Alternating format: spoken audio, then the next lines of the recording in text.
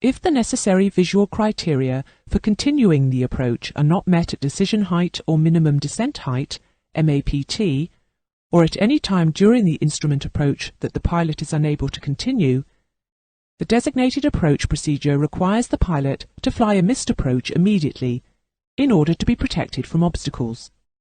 If a pilot decides to initiate the procedure before he reaches the MAPT, then he will be expected to fly to the MAPT point and carry out the procedure in full.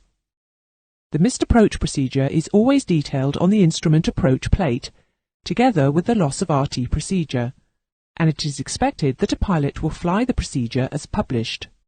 The missed approach is assumed to be initiated no lower than the decision height or altitude in a precision approach, or at a specified point in a non-precision procedure, not lower than minimum descent height or altitude.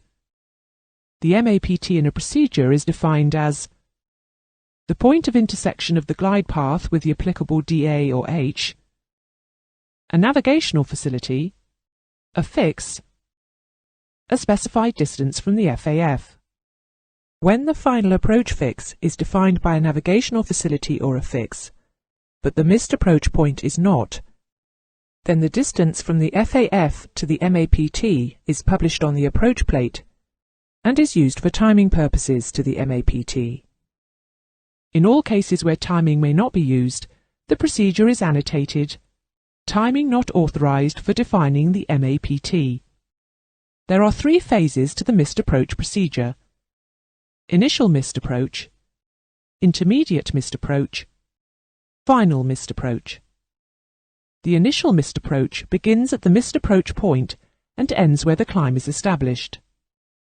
The maneuver in this phase necessitates the attention of the pilot on establishing the climb and the changes in the aeroplane's configuration to prevent further descent. Guidance equipment cannot normally be fully utilized during these maneuvers, and therefore no turns are specified during this phase. The intermediate phase begins at start of climb, and is the phase in which the climb is continued, normally straight ahead. It extends to the first point, where 50 meters obstacle clearance is obtained, and can be maintained.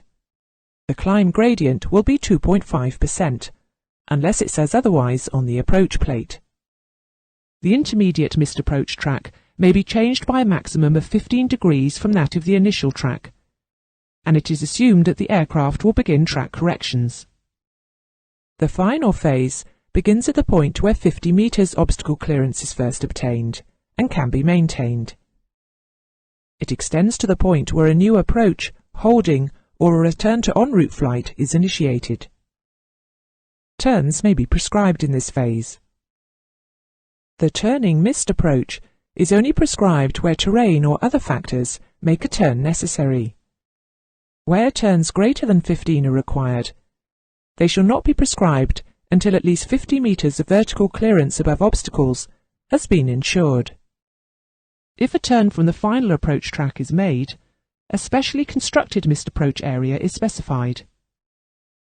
The turning point is specified in one of 2 ways. At a designated facility or fix, the turn is made on arrival overhead the fix or facility. At a designated altitude, the turn is made upon reaching that designated altitude, unless an additional fix or distance is specified that limits early turns.